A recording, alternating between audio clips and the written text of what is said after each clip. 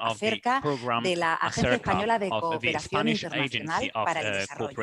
En la cita de hoy, en esta primera cita, nos acercaremos a Sudán. Es el país invitado en la 18ª edición de este festival. Hay un ciclo dedicado para ello que solo se puede ver en Tarifa. Siento a los que estáis al otro lado, titulado Sudán, el cine olvidado.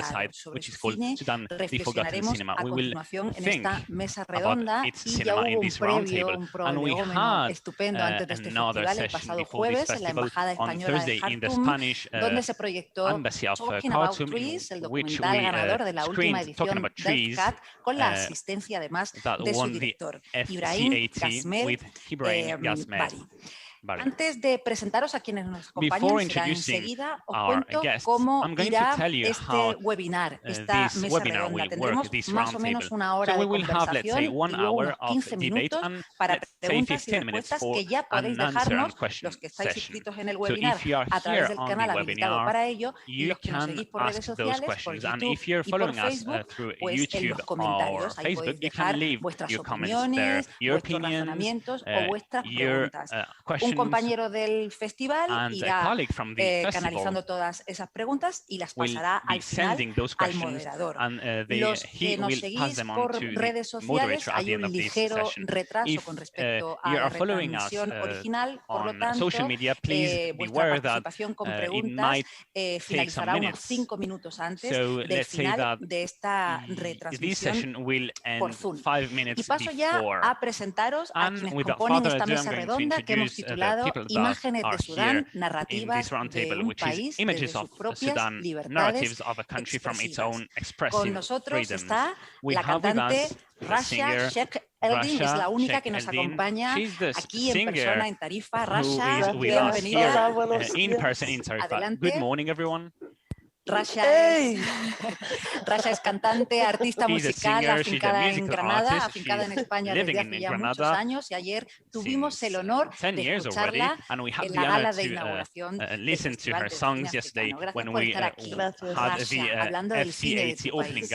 También nos acompaña la realizadora Susana Mirgani. Hola Susana, welcome. Bienvenida a este festival. Ella es autora de el corto Al-Cid, que se ve, que se puede ver en este festival, tanto en Tarifa como también en nuestra sala virtual de film. Nos acompaña también desde Sudán el cineasta Hayush Kuka. Hola Hayush, ¿qué tal? Bienvenido, welcome. Con nosotros también el crítico y programador sudanés Khalid Ali. Good morning. Hello, welcome. Y os dejo ya con quien va a moderar esta conversación, que es el periodista especializado en África, Sebastián Ruiz Cabrera, que nos escucha desde Barcelona. Bienvenido, Sebastián. Muchas gracias por hacerte cargo de esta mesa. Welcome, Sebastian, and thank you for moderating this table. You have the floor. Thank you very much, Marta. Be very welcome. Thank you for inviting us to start this 9th edition of the Palava Tree in a festival that, you know, is not underage anymore. So it's a pleasure to share with you remotely this birthday cake, this 18th birthday cake. So I'd like virtually to establish a dialogue, because I've got some questions for every one of you. And if you have the need to intervene, to interrupt me, please feel free. Just open up your mic, and I want it to be really dynamic. I'd like to start with Khalid to maybe start this conversation, because the framework of this roundtable is talking about Sudanese movies, and the title tells us everything, because it's talking about a forgotten country, especially for the media, the mass media. It is true that there's a turning point that's quite recent in 2019, because from a film point of view, there are 3 movies or films that underline filmmakers from Sudan. Specifically, we're talking about 2 documentaries, Cartoon Offside from Marwa Sain, and as Marta was saying, talking about trees, a marvelous and wonderful documentary that we were able to see in Khartoum and Humildai 20. And as you know, from Abu Halala, and it's well known in international festivals. So Khalid, my first question, as I was saying, just to open up this conversation, are we seeing a renaissance of the Sudanese films? Can we talk about a new wave of Sudanese filmmakers? Thank you very much, Sebastian. It's great to be here first amongst this very talented and creative group of artists and especially filmmakers. I can definitely say yes. We are seeing a resurgence, a renaissance of Sudanese cinema. The three films that you've mentioned that have made an impact on international platforms, You Will Die at 20, Khartoum Offside, and Talking About Trees. What I would say that this is not just a coincidence or just a flash in the pan that will disappear. I'm very positive and confident that this is a beginning of a wave of filmmakers, Sudanese filmmakers with an original voice and vision that is here to stay. So we have seen Sudan is a very rich country culturally, the diversity of expression, the social and cultural backgrounds. I grew up in Khartoum in the early 70s, exposed to the best of world cinema. And there is an affiliation and a connection between the Sudanese society and film.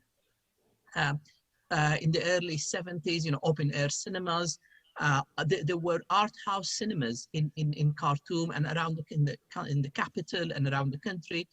And it was a popular form of entertainment, but as well as an educational, cultural platform for families, for people from different age groups, children, young adults, older generations and so forth.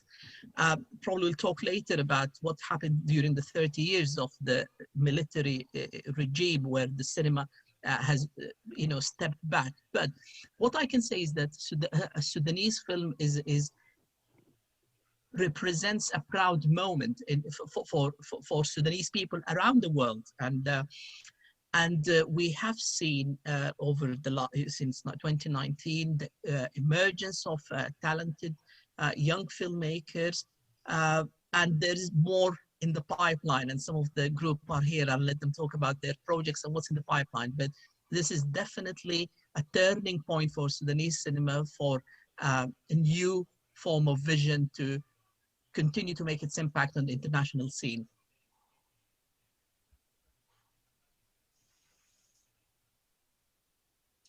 Thank you, Khalid. Muchas gracias. Como decía, era una pregunta para abrir. As I was saying, this was an opening question. It's true that in 2019, it was important because from a media point of view, the lovers of the African cinemas, we knew that Sudan appeared on the international stage. So we have this roundtable, and we will see how the culture, not only about cinema, but also about culture in general, because we will talk to Russia so that she can explain to us how The Voice, and we saw that in 2019, The Voice played a really important role, and we will see how actually we can hear the streets, we can hear this young population that went to the streets during 2018 and 19. So, Susanna, I'd like to move on to you after this brief presentation and brief introduction. According to Khalid, we are seeing a second new wave because the first one happened during the first year of the independence, and one of the pioneers of the African cinemas. And Susanna, off the record, just before starting this conversation, I had the privilege, I'd like to say, to see your short film. So if you are in Tarifa, by the way, you will have the chance to see this short film. It's part of the competition, and if you are on filming, you will be able to see it. It's, as I said, a short film that it belongs to the category of the best short film. So it's a risky work, right? Because nowadays it looks like women have this representation. During these 30 years of dictatorship, they were able to have this space of dialogue with the population, and they were able to offer new reflections, new ideas, new ways for the country. But now with your work, this is underlined. But for also, you're talking about two different worlds, the traditional world on the one hand, and this more contemporary world on the other. So I'd like to explain I'd like you to explain to us how you made your film, and what you want to show us, what you want to give to this new country that is undergoing a renaissance. And then we will move to Hajouj, because not everything is wonderful in the country. We have to admit that. We have also some more darker sides, and art is not always the welcome. So Susanna, we move to you, and could you share your feelings, what you think when you're offering us this Al Cid, your short film, and it's a woman that preserves the tradition in a contemporary world, in a country that it's facing new challenges. Thank you. Yeah, thank you for having me. Thank you for your questions, Sebastian, and hi to the rest of the panel. So I don't live in Sudan. I have been out of Sudan for quite a while. So I reconnected with Sudan through my film. So I live in Qatar, and I've been making films for the last 10 years, but they've all been Doha-based or Qatar-based. And so when I wrote El Cid, it was in 2018, before the revolution. And I did not think that it was possible to go back to shoot this film, because as you know, we had a military dictatorship, things were very difficult. So for me, El Cid was a story, a writing exercise, a script that perhaps sometime in the future I could realize. And then round about that time, we had all these fascinating films come out of Sudan. For me, it was a surprise. I don't know about people living in Sudan who worked around these films during pre-production. I'm talking about the feature films that you just mentioned. I'm talking about Hajouj's films. I'm talking about Marwa Zain and Amjad and Sohaib. For me, this all came out at the same time. It was this big mushroom of culture that kind of exploded in Sudan, because I wasn't really following that area. So there was something in the air. There was something that was saying it's possible, you can do it before the revolution. They were doing this before the revolution. So kind of my script coincided with the revolution, and that happened, and all hats off to the brave filmmakers who were making films in Sudan before that time. So yes, so I really respect and have a lot of thanks to the people who had opened the path for people like me to be able to say, yes.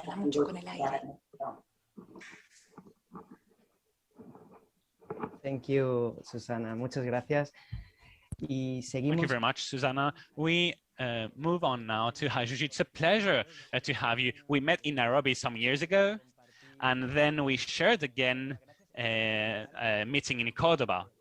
So I know this is done remotely, but I think it's a real pleasure because it allowed us to know you and to establish another kind of relationship that would not be possible otherwise. So Hajouj, your work tackled always a different approach when you were talking of a Sudan that, and I'm talking from a media point of view, seems to be in Darfur. It had stayed in the process of independence of 2011 with South Sudan.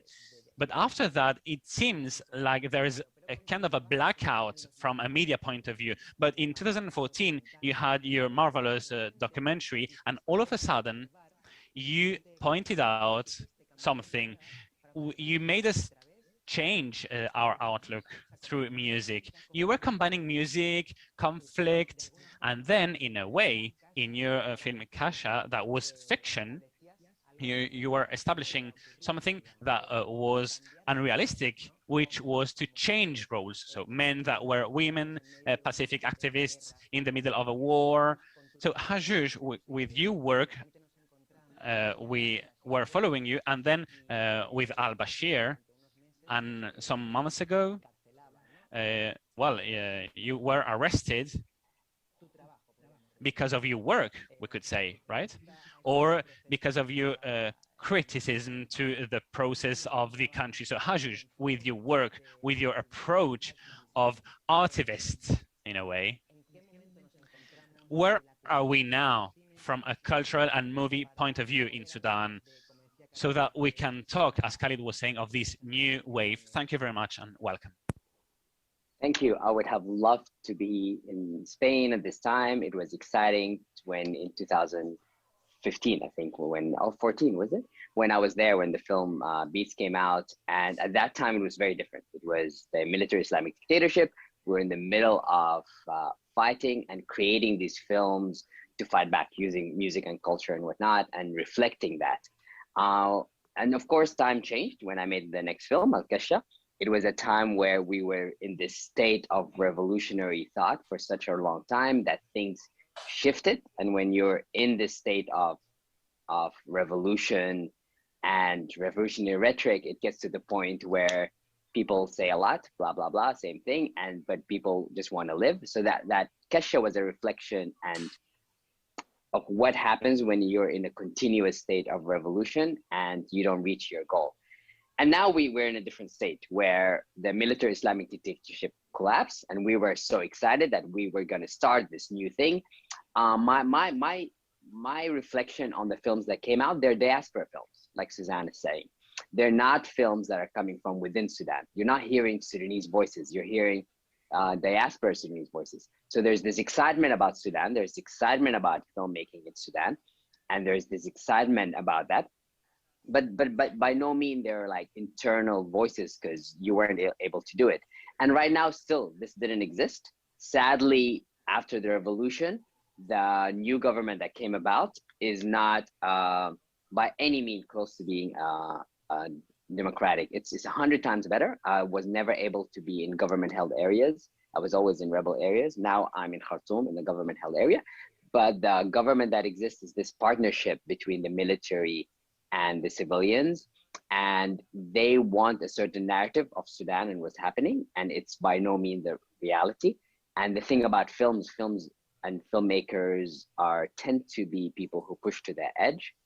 And I'm excited about a lot of revolutionaries and about a lot of filmmakers, and filmmaking there's this excitement and thirst for it, but there isn't. To create a film is expensive. It needs collaboration. It needs people to come together and create films, and it needs spaces. Yeah, all that doesn't exist in Sudan. Funding is foreign, so if you want to make a film, it's easier to be in the diaspora. It's easier to be an outsider who creates film, even if you're Sudanese, to get money from outside. And when you get money from outside, these films are created for festivals or for outsiders. They're not created for us. So actually the revolution, and I believe there is going to become Sudanese voices for film, but not now. We need to continue our revolution. We need to continue fighting, and we need to continue spending energy on the younger folks who would create films from the inside. But the big thing about Sudan is the revolution is not finished. I mean, we have protest. I was in jail because of trying to create film from the inside. I was just in the street in a sit-in for 2 weeks where we blocked a major street because 2 people died in the street a month ago. There is somebody else, an activist, who we just found his body in a morgue. And we have protests going on the next few days. And in the middle of all this, people are creating films, but they're being fought by the military and especially documentaries. Documentaries are so hard to create because filming, the military mindset is a camera is a weapon, and that still exists. And so now if you're trying to be truthful, I mean, even if you're trying to, like when I got arrested, I wasn't trying to do something revolutionary. I was trying to have women in participating in film. So we had a rehearsal and we had all these people come together, and it happened that we had 3 women participating in this rehearsal for, it rhythm in film. So it was like about how to create rhythms. It was a lot about, it was almost like dancing, but dancing to create rhythm. And that's how we got raided, and we ended up in jail, and the police thought we were like destroying Sudanese culture by getting women involved. And so there's this whole thing where it was just about women participation. Yeah. So we ended up being in jail. So we're so far from actually getting to the point where we can create real art, and because the government and the military and all those, they're not behind us. So we still need to continue fighting. And I think the moment you start seeing voices from the inside, not like you had to be an in exile or a diaspora to create films, that's when you can start saying like, oh, we're on our path. Right now, I really feel like we're far, but there is that excitement because of Suzanne, because of Amjad, because of Sohaib, because all these people who can be on the outside creating film. There is an excitement to create film, and that's amazing. But there isn't still the tools and the means and the freedom to create the films that everybody wants to create.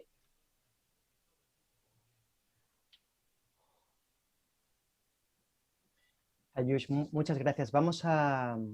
Gracias por tu sinceridad y honestidad. Thank you very much, Ayush. Thank you for being so sincere and for explaining us how everything happened when you were arrested. So we have one of the questions that I wanted to launch related to digital cinema, the diaspora, and possible ways for these new times that your country is undergoing. And now I'm going to relate it to an idea that I wanted to ask to Russia. So be very welcome.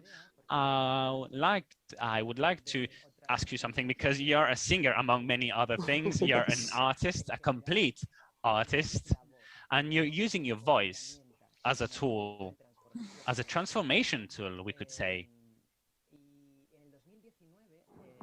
And in 2019, the protests in Khartoum and in Sudan were echoed thanks to a picture that went viral. Well, I'm talking about the international press, and this picture done by Lana Haron, because she took a picture, if I'm not mistaken, and it went viral. So what was this picture? Did it represent the power of women in the revolution? Because I think it represented something that I think is wonderful in the African culture, which is the traditional part of the culture and how we can combine these in these modern times. So actually the Kandaka, this spoken poetry, all of a sudden was successful and had a real transformation power. And in 2020, the World Press photo winner was a picture of the streets of Khartoum, young people with mobiles and with cell phones that were protesting, and they were claiming for change in the country. So Russia, with your role as a singer, with your role as an activist as well, with the power of your voice, what is your vision of this new Sudan? And with the new examples of the streets that are protesting all the time and that are using, among many other things, as graffiti back in the times, or paintings on the wall. So they used their voices. So cinema is important, but also voice. So what's your opinion on the subject? Thank you. Okay. First of all, thank you for having me today here, and say hello to the components of the panel today, my friend Hajjoj and everybody else. It's a pleasure to be here with all of you. Well, this question is very interesting. The sit-in, as you have mentioned, was an explosion of art. Yeah, the whole revolution was, but the sit-in was a time for all these people who have been manifesting and who has been going through hardships and violence and like firearms and all that during the manifestations. They managed to get to this place in front of the headquarters of the military, and they managed to build this mini Sudan that we're dreaming of. And it was all young people, very young people, doing the whole thing. And it ended dramatically, as you all know. But while it was going on, it was something big. It meant a lot to all of us, not only the people who were there, actually. And you were talking about the spoken word. The spoken word is uh, for decades. Like, it's not only in this revolution.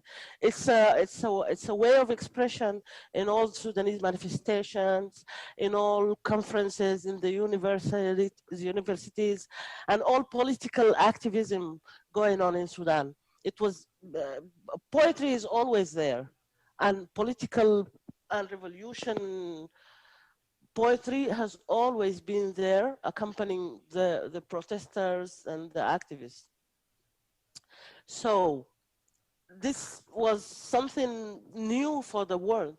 Like this picture you're talking about and the Kandaka, a lot of young Sudanese women, they're very strong people, actually. They're very strong women because they know who they are. They know what they want. In spite of the government and in spite of the situation and in spite of the ways of oppression they go through every day, right? So this young girl, she's an activist, but there are so like way more important female activists than her. But this picture, I'm talking about the picture more than the lady that was in the picture. This picture was so significant because of the way she was dressed and of the expression and her arm up there and the spoken word she was. The picture is beautiful, actually, and it's very expressive. So that's why it went viral, and it spoke about the presence of young ladies in this revolution. And I love the picture, although a lot of people started to critique it after that, after it went viral, because people thought it was unfair to other real activists, you know. But it doesn't matter. It was a message, and the message got across through this picture. So also, you were spoken about the graffitis, and you know, real artists and students from fine art schools, they were there painting. Unfortunately, all these paintings they were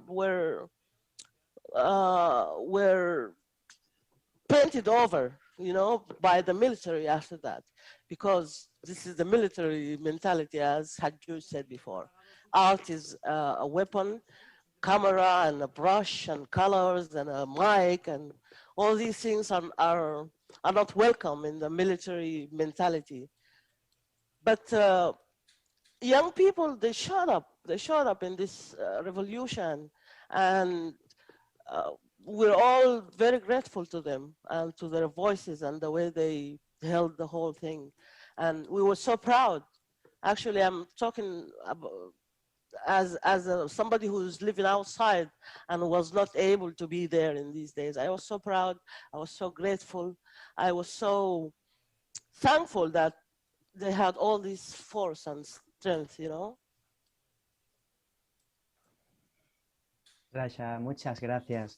Thank you very much, Rasha. I think this is really interesting. So Susanna and Rasha, what you were commenting on, because you're talking about something that Hajjuj has already mentioned, is this diaspora that has always the soul or the heart divided in a way. Well, Khalid, you also talked about that because you're seeing what's happening in the streets of your country and another eye where you're living right now. So I would like now to start with a question for these new times.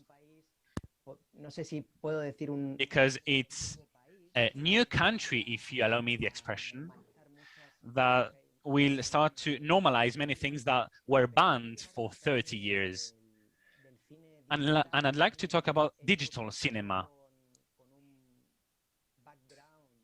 Maybe a cinema that has not been made with a huge film industry behind that could support us, right?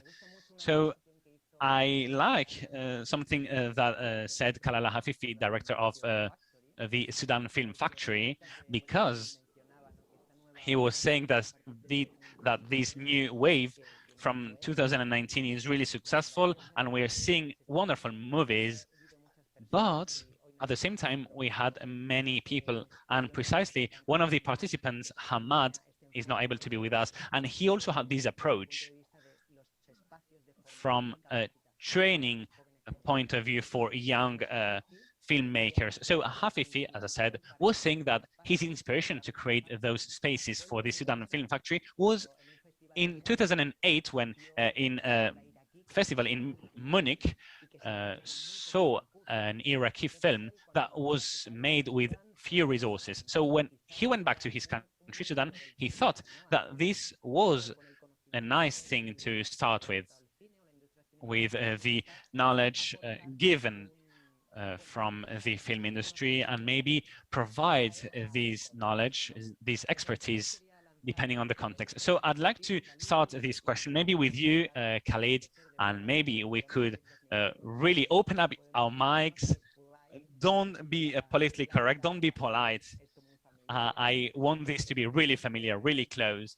So if you want, Khalid, we can start with you if you want. So what do you think about this? I mean, the digital movies can be an option. When I'm saying digital movies, I'm saying that we might not be using professional cameras, and well, yes, we will be using low budget cameras or even cell phones.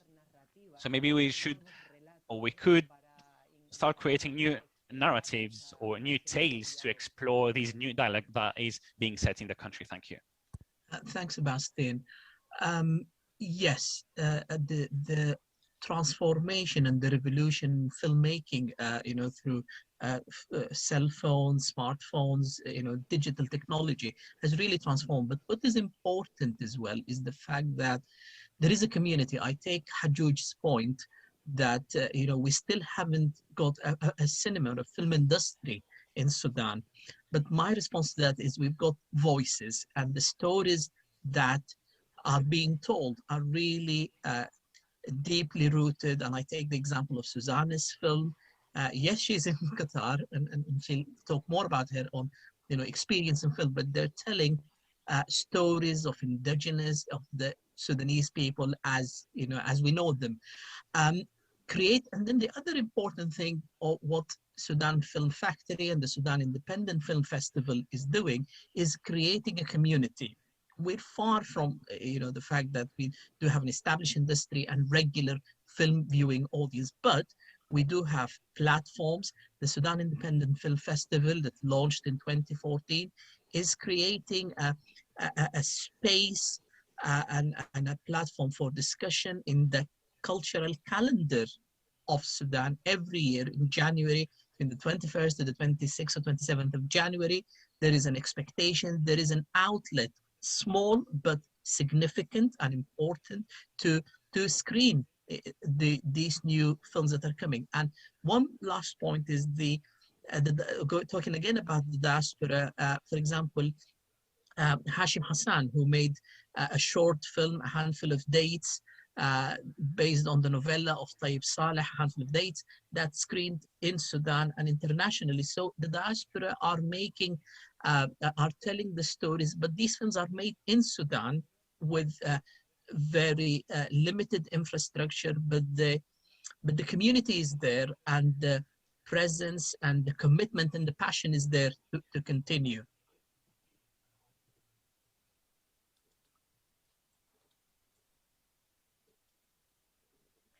Ayush, sí que me gustaría establecer... Ayush, I'd like to differentiate between Hajjuj and Susanna because you are two different filmmakers. Do you think it's possible to establish this dialogue? Would you need more spaces for dialogue between the filmmakers of the diaspora and for the filmmakers that are working in the country? What do you think those possible ways could be in order for us to pave the way for an appropriate film industry? Thank you. Yeah, I mean, to me, I separate two things. I separate the film industry from voices. Yeah, film voices and important voices.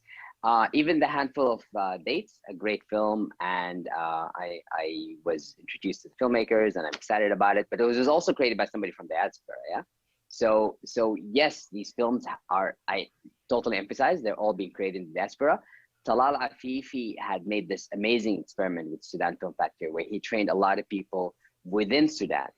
But those people weren't able to create the films that now are talked about as the new waves. The people who were able to create those films were the ones from the diaspora.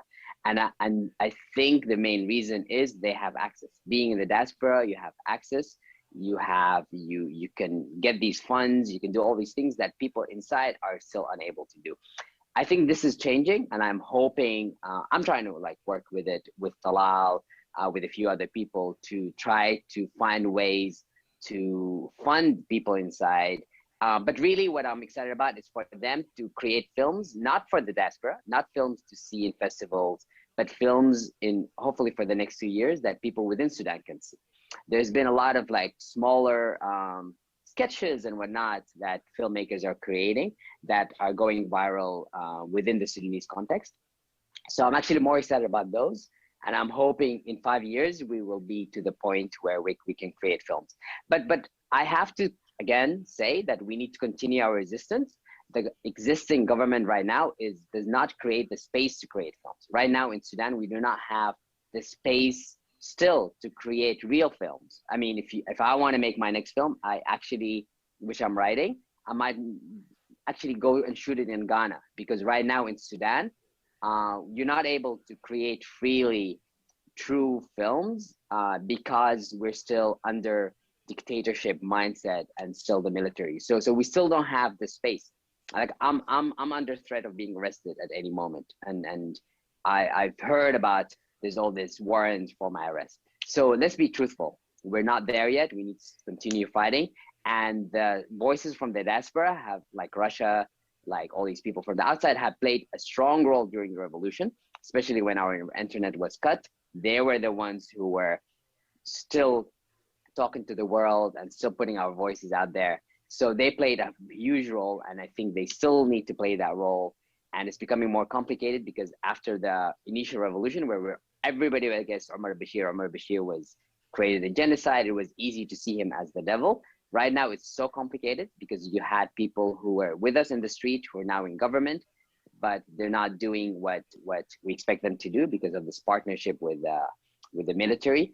So there is a complexity. So we're still not trying to find the narrative. And I just want to talk a little bit about the narrative. Creating that narrative, I mean, Russia was very politically correct when she was talking about the picture, not the person, because of this. The world had to create a very simple story about Sudan. So everybody had to be together, and we're excited about women's role. Sudan is a super patriarchal, really a bad place for women. And let's not, even with this changed government, they couldn't fix this thing. So the idea of this strong women, we have a lot of strong women, but they have to fight so much for their voices. And activists, those strong women activists who right now exist in Sudan, get attacked all the time in Sudan, even with the revolution. Even when we're walking in the street with revolutionaries, when women try to speak out, I mean, I was just there's this activist who passed away, who was killed by most probably, we don't know yet, but by some sort of military. We have so many different, the military in Sudan and the police and whatnot, and the national security, they're so complicated. But he was just murdered. So we were out in the street all together, and we had all these women in the street. But I saw more than once where women were tried to be pushed away. That when we went to the funeral, they were like, you cannot be in this funeral space. You cannot be in the burial because women cannot be here. And people fought the women. One woman was sexually harassed, and when she spoke out, people were like, this is not the time for it. So I was like, seeing that within the revolution, we have a lot to fight. So to come and be like this Western image of women were leading the revolution and they were really big part of it and stuff, gives a false impression that things are okay. And things are not okay within the Sudanese society. The police still have a lot of force to fight women, and the society itself does not want the women to be out in the out front or whatever. We're so far from having a woman president or something. This is like unheard of. Like in Sudan, when a woman takes a position, like for a small time, we had a female minister of economy or finance. People just kept talking about how she was dressed, what she was doing. I'm not saying she was good as a person, in the position, but the fight against her was all about how she was dressed, what she was doing, something that men don't face. So we have a lot to go forward, and the space is still not there. So to talk about film without talking about the space to create art, the reason music is on the forefront is because we had a long culture of music, but we don't have a long culture of cinema. And cinema needs this collaboration and funding and all these things that we need to fight for. So music is way ahead as an art form. Murals and the visual art played a big role during the sit-in, but after the sit-in, now it's actually really hard to find a wall to draw, like Russia was saying. After all this amazing art was drawn, it was like just painted over. We have muralists who paint stuff, but now we have to take pictures of it because it gets vandalized really quick. So although the Sudanese population suddenly realized we have this amazing art and art is amazing, it's still being fought against. So I'm still saying that it is important, but we still need to continue fighting. Can I just add to that? Like Hajjuj, so I think this is why it's so important to have all of our voices recognized, right? So people in Sudan, people in the diaspora. The Sudanese diaspora is a diaspora for a reason, right? The reason that, you know, families left Sudan, or the reason that my family in particular left Sudan, was political, right? So we are connected politically in that way. But also, I think it's good to have all of our different approaches. So my approach is fiction, and my approach is a Sudan of possibilities. You know, so this is what is possible for women in Sudan from my point of view, which is I tell it through the eyes of a 15-year-old girl, you know, someone who is coming of age. In the same way that Sudan it's possible for Sudan to have a greater role for women where they can choose for themselves, for example. So I appreciate very much the documentary approach and the realist approach, and you know it's really important to have those voices as well. But I think it's also important to have the voices of what is possible as well, of the fiction. Sebastian, Khalid, sí, perdona, Khalid, sí quería, Rasha, no sé si quieres comentar algo. Rasha, do you want to say something here?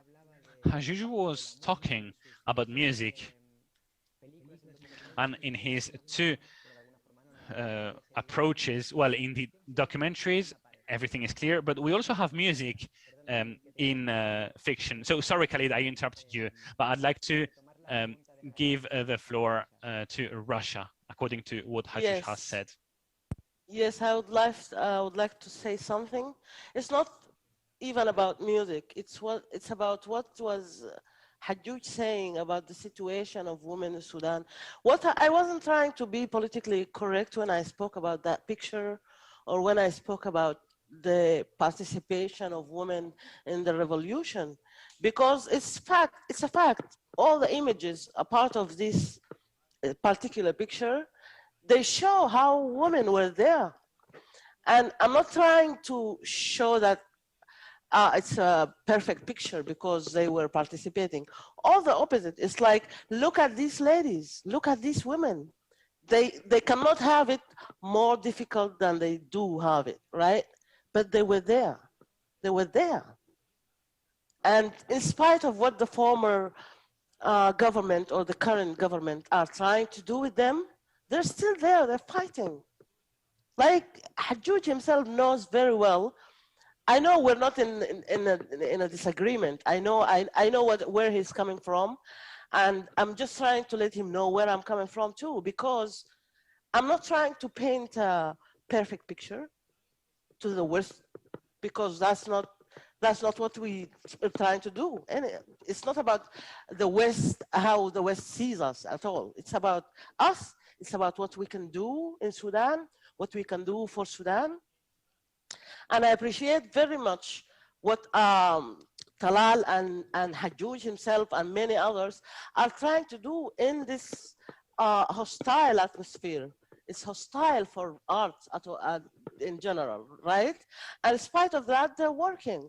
They're training young people to do things, and they're trying to make even a cinema school in a very difficult and a lack of material support, right? So all these kind of things we have to talk about. This is what we have to tell the people about. And because it's inspiring, because it's this kind of thing that will make the change. Also about the music part, yeah, music has more presence and all that, but Hajjud, can you see what kind of music is in the front? Like, I mean, art is difficult, and activism through art is really difficult, no matter if it's cinema or music or whatever. If you're an activist, if you're politicized, if you're trying to make a point across about the situation or about change, you're not going to get it easy at all. That we know, right?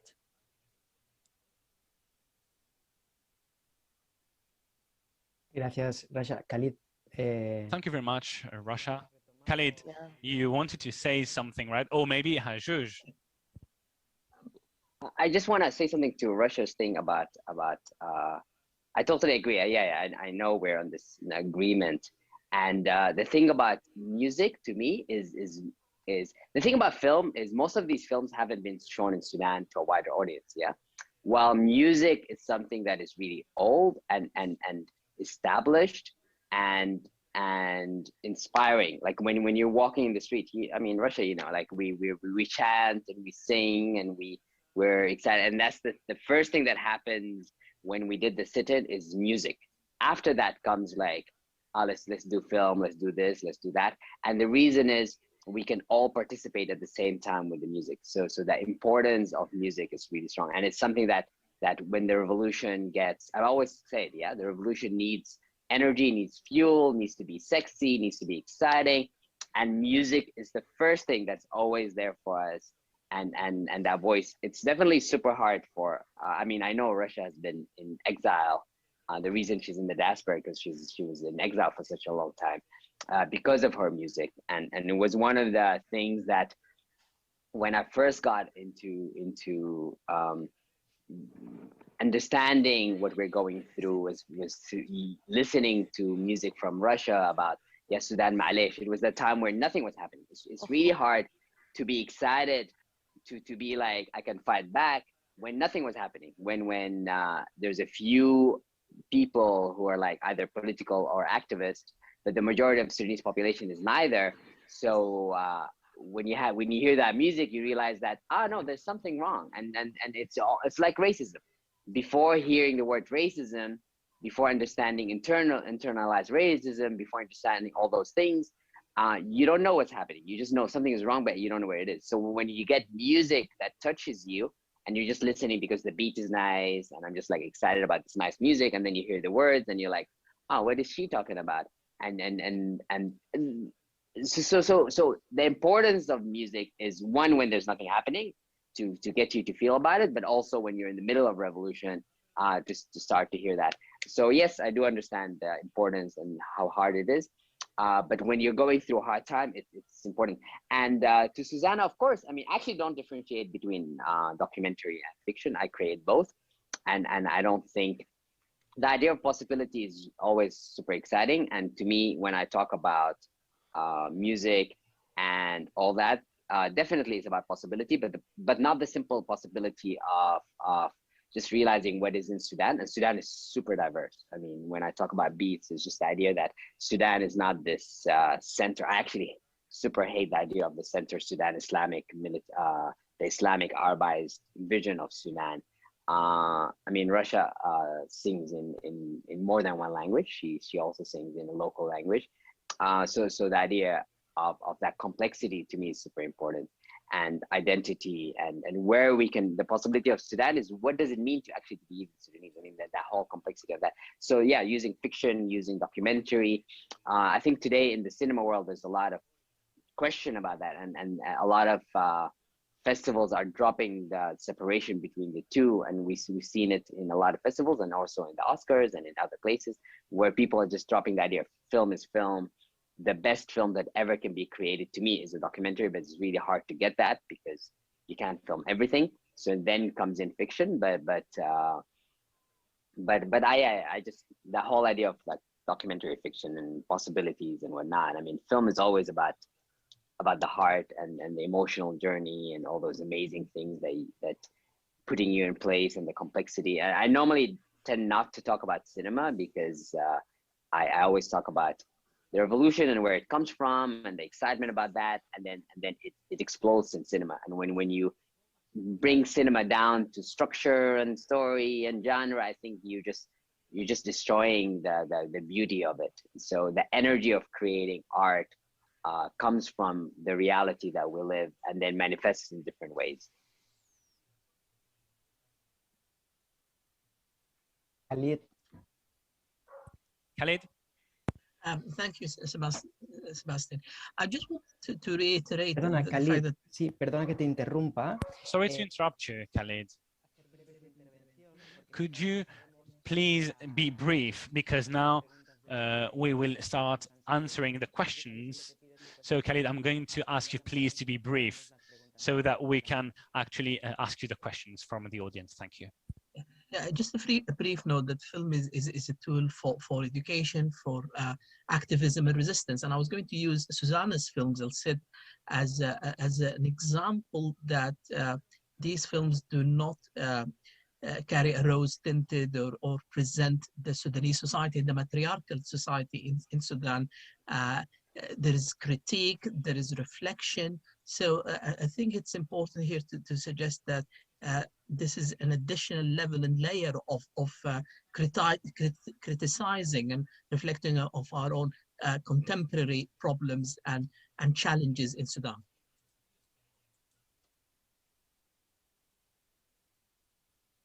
Gracias, Khalid, por... Thank you very much, Khalid, for being so brief. Well, we have talked about many different topics. It's a real pity that the dialogue that you were starting to have has to be interrupted because of the questions, but we have really interesting questions. We have talked about the patriarchy, we have talked about activism in the last part. We have not spoken about humor, which is also another important tool to activate sometimes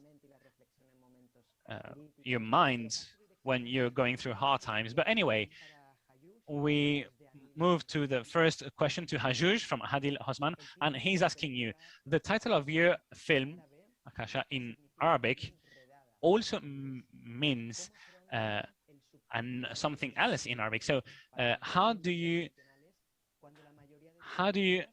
well write your films, or how do you get the nuances and the coloring of your concepts, of the conversations, of the texts of your films? So maybe Susanna, if you want to answer, you feel free to do it. Thank you. Hajouj, you have the floor. Okay, yeah. So Al-Kasha was a comedy. Yeah, it's a comedy of a sort. And when it was created, I mean, I've said that before. First, I had the documentary, Beats of the Antelope, and other than in festivals and whatnot, we showed it a lot in Nuba, where we were creating these films. And at the time I was living there, it was a war zone. And people, when we got together and we did this mobile screening, which was powered by battery, people got together. And although the documentary was about war and about the reasons for war, it had a lot of music and wrestling, and it had a few funny moments. People clinged to those funny moments, and they were laughing and they were celebrating. So coming together was the celebration. So when that happened, I was like, let's make another film, and let's make it comedic and in the celebration. And the backdrop is going to be the war. So when I started like thinking about how do you create it and how do you create something that also has some meaning, I started having a small note, and whenever people talked, I started writing it down. So a lot of the conversations, they were actually real conversations that were all brought together, but in a few characters and created in a day. So the whole film happens in a day, and it was this comedic film, but the backdrop of the film is really real. The conversations are real conversations that people had, but the way they were mixed in became this surreal realness. So on purpose, instead of like just creating the voices in my head, I actually took voices from the ground and put them. So it was a year of just going around with a notebook, and whenever somebody said a story, it was real. And some of the most bizarre, like there's no way this happens, like the guy on a motorbike who was driving somebody and somebody just fell and he didn't even notice and he was super excited. It was actually based on a real story where somebody was like driving and then lost the person and then had to spend another hour finding the person. So all these little things that seem to be crazy are actually came from reality. And the way that people were dressed were actually based on, I just took their real wardrobe and just be like, okay, I'm going to take this from your wardrobe. You can't have it anymore. And we're going to put it on set. So I tried to stick to some reality, but like mesh it all together and then create this hyper reality and create a film that is based on our rhythm and our humor, which was, I was always told that this doesn't translate, but it's fine. But it was this excitement of creating a local film for us. And for us, I really mean not Sudan, which is this huge place. It was this war zone that have 500,000 people who were shut down from the rest of the world. And we're creating a film for us. And it was really crazy to see the film in like Venice Film Festival or whatever. So yes, so creating the film was actually becoming super local and having a small little notebook and writing all the time conversations that happened around me.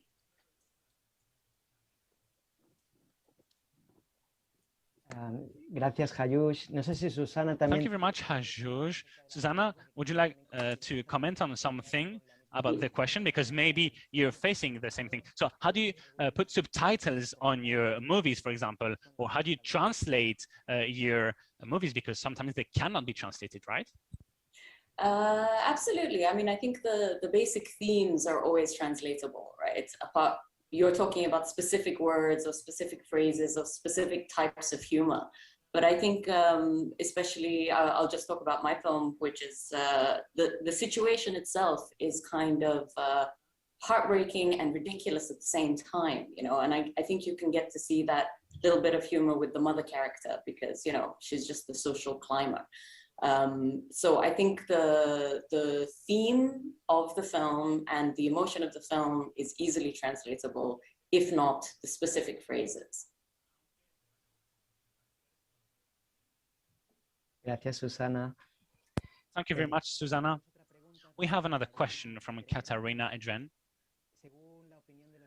According to the filmmaker's opinion, they'd like to know if there's a difference between the films made for the Sudanese audience and films made for an international audience. And it's a recurrent question in this type of debate. So movies thought to be presented and screened in an international festival or for Sudanese audience. So what's your opinion on the matter? Hayush, Susanna, Khalid, as a critic, you can, Rasha, you can all answer this question.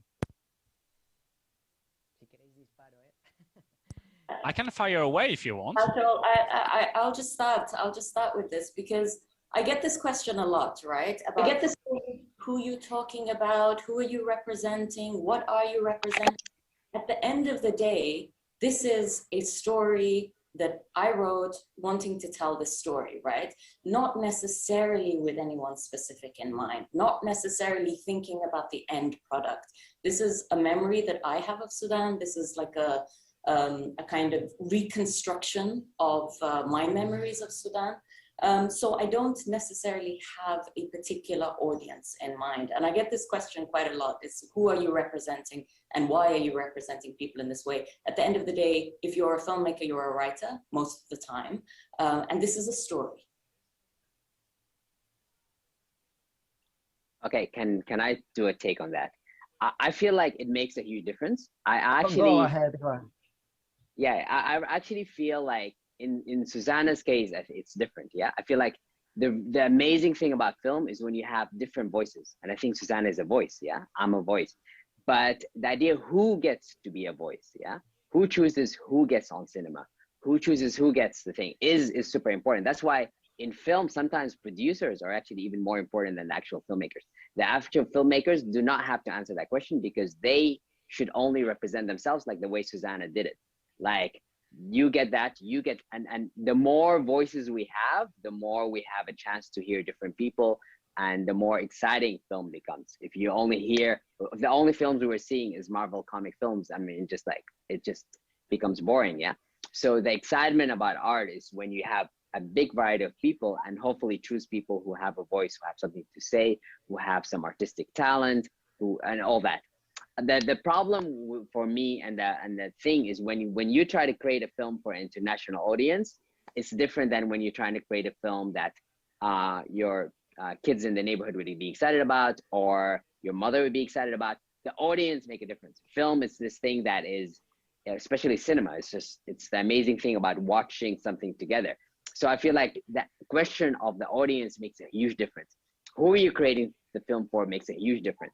Then I feel like even the audience, if you as an audience want to see a film that is super local, that's created for a local population, but that requires you to step back, to be a little bit, think more, to do some research online, to figure things out, then that audience will get a more textured and a more amazing film.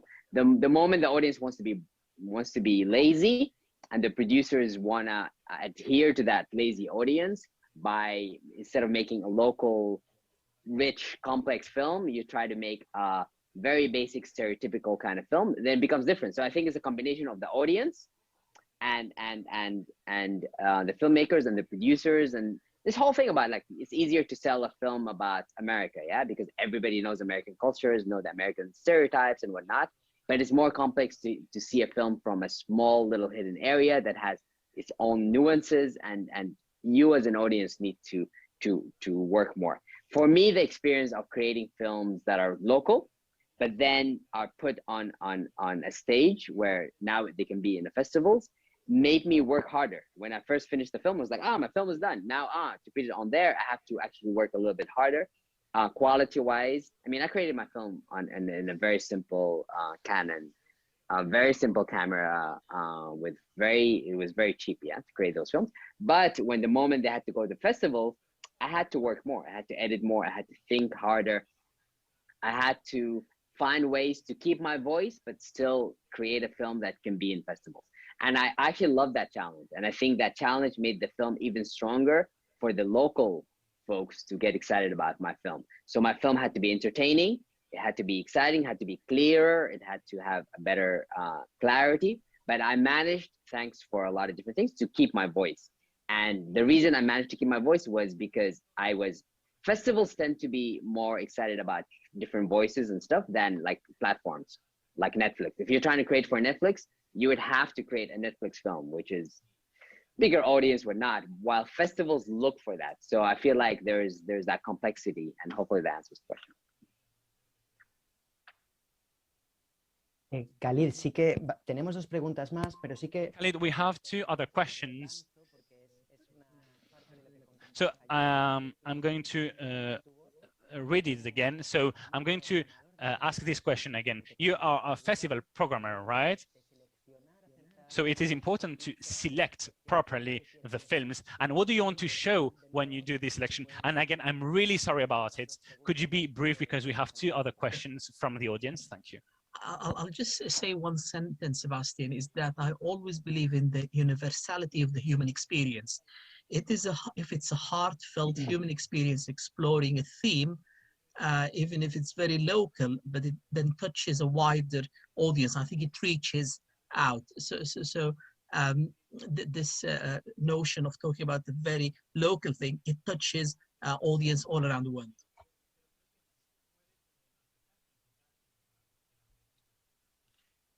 Muchas gracias. Thank you.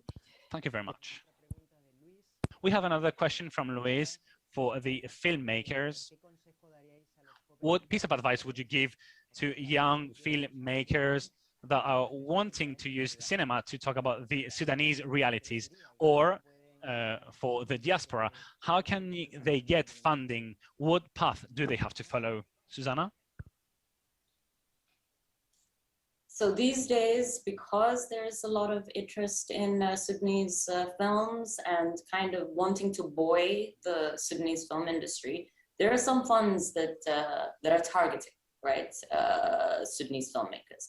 So there's most recently, there's not just Sudanese filmmakers, like certain countries where they're trying to build up the industry. So there's the Gottberg Fund. Information about funding is something that I'm still learning, right? So there's a lot of funders, there's a lot of film festivals that are particularly interested in certain countries or in narratives coming out of certain countries.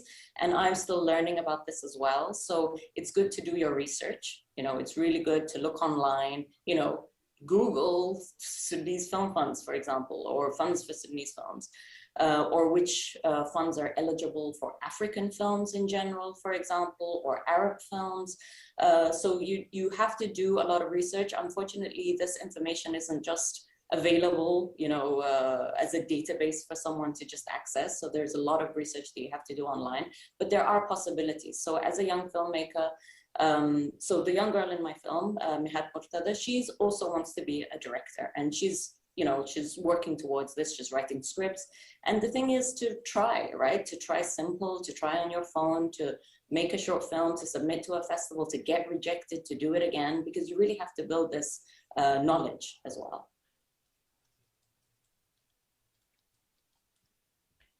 Hayush, if you want to answer. Yeah, I mean, I think the answer, if you're anywhere in the world and you're trying to be a filmmaker and you're just starting, I feel the answer should, because of today, I mean, the way I did it and the way a lot of, there's different styles of creating films and there's different understanding of what film is.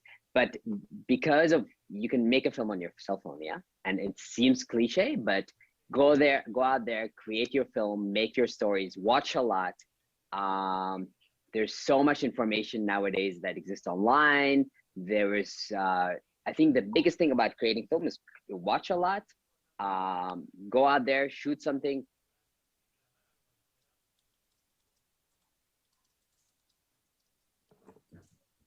Oh, parece que Hayush, la conexión ha fallado.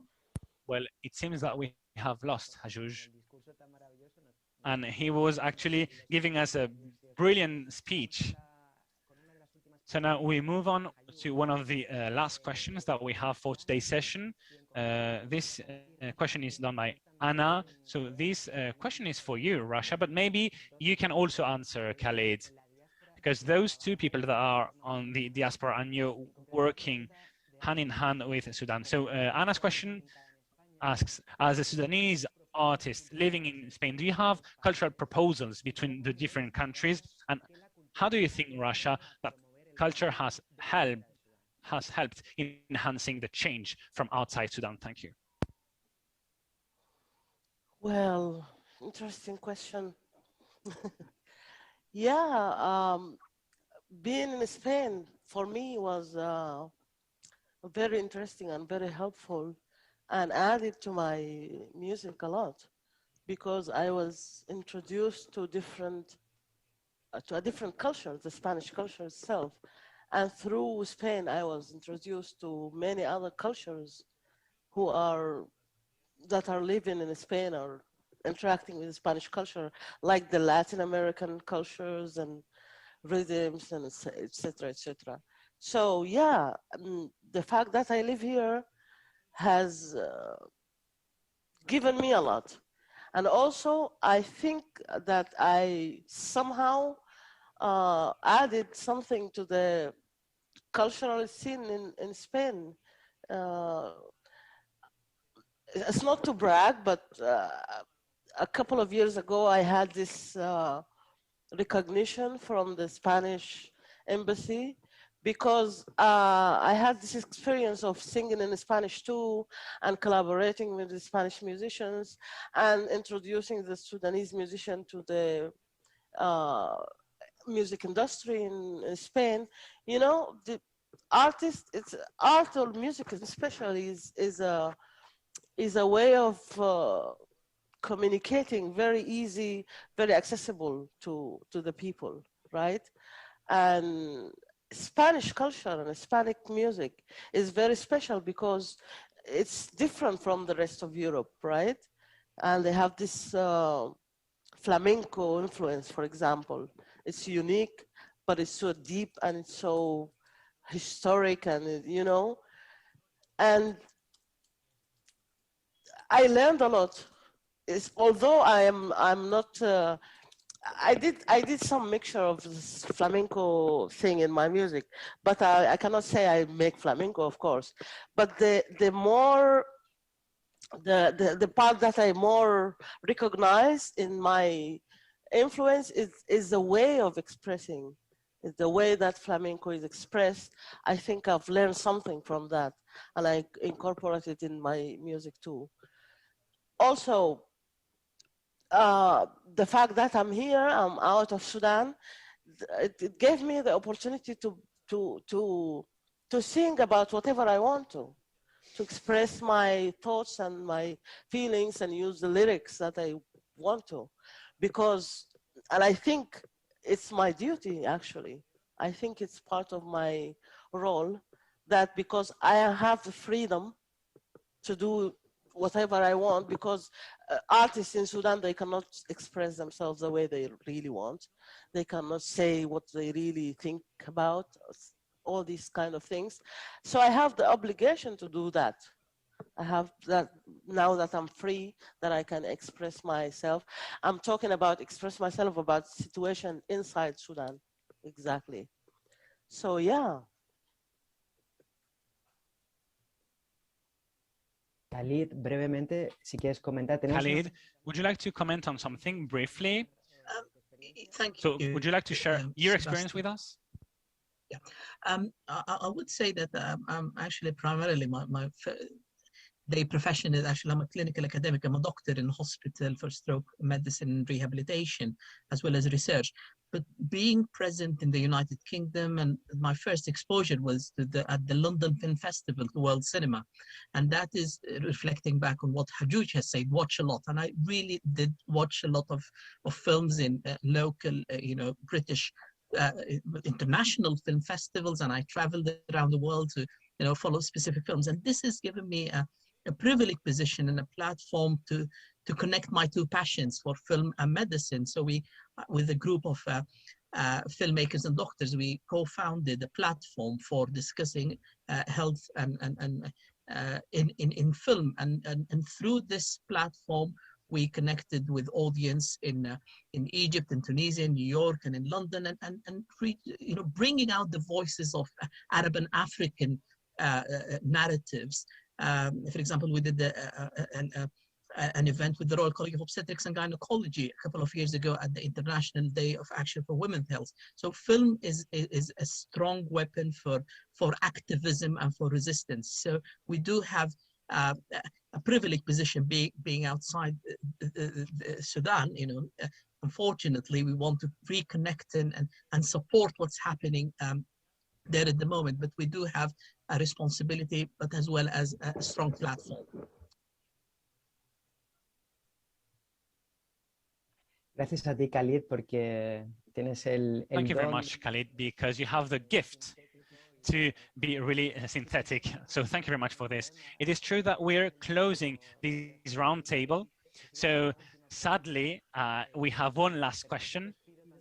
And I'd like to ask you, please, Susanna and Hajouj, because this question is for you, to be really brief, to give the floor to Marta. So the question is related to the idea of using some actors and actresses that are not professional in some of your films. So how did you face this challenge? It's a question done by Hamid Oslam. Thank you. Susanna, would you like to start? Yeah, sure. All the younger actors in El Cid, they're all first-time actors. So this is the first time that they've ever auditioned, first of all, and second of all, acted. So we held auditions, and I really have to thank the Sudan Film Factory and Talal Afifi for giving us the space to have these auditions, to hold these auditions, and to support us in the way that the ads went through them. So without that kind of institutional support, I really don't know what we would have done. So people came and auditioned for it, and this is how we chose the actors, who, by the way, were so enthusiastic to audition because of the recent successes of films, Sudanese films. So I think we're all kind of just building on one another. Quizás, Hayush, tu experiencia es diferente, ¿no? What about your experience, Hayush? Is it different? Yeah, it's very different. For me, and I'm trying to be concise, I'm not a concise person. I come back from the background of theater of the oppressed, yeah, and forum theater. So we actually got a lot of different people to come together, and we for 2 years we were doing this theater exercises where people come, and when it comes to finding who is gonna take whatever role, it was a mixture of going out there to the real life and picking folks who are very close to the experience, because they experienced the bombing, they experienced whatever things we were doing the film, and making them do the roles. I wasn't trying to get the best person who can act. I was trying to get people who are very close to it, to the situation. So and sometimes it was basically just because our audio guy, who did a lot of other films, was never in the films, but he was amazing, so he became the lead of Akasha. Akasha was our audio guy. That's why sound was a problem. But so it was a combination of finding folks who really lived the situation to play the roles, and finding folks who were around who were excited to play the roles. So it was never just simply about acting. And then we tried for 2 years to do this acting exercise. We act together. I'm part of that. I also act with them. So there was like celebrating the importance and the amazing thing about acting, but at the same time, just being realistic to the situation.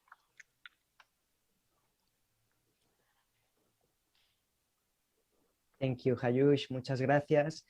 Bueno, hemos llegado a la última. Thank you very much, Hayush. Now we have reached and we have finished the last question.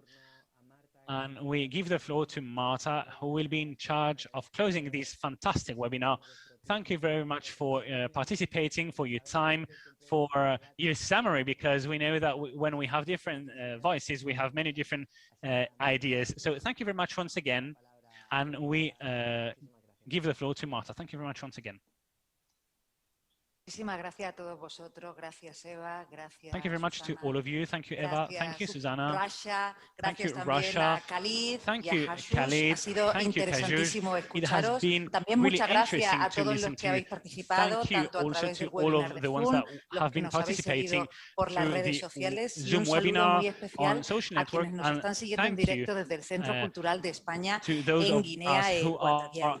Como decía al principio, me gustaría mucho agradecer de nuevo al programa acerca de la ECID, que haga posible estos encuentros del Árbol de las Palabras en el marco del Festival de Cine Africano de Tarifa Tánger, y mañana os esperamos con otro nuevo seminario web a la misma hora, a las 11:30. Dialogaremos a fondo con uno de los más reconocidos documentalistas de África, del África subsahariana. Estará con nosotros Diodou Hamadi, realizador de la película Río Abajo hacia Kinshasa, que participa en la sección a competición hipermetropía de esta edición del FCAT, y que se podrá ver, por cierto, esta tarde.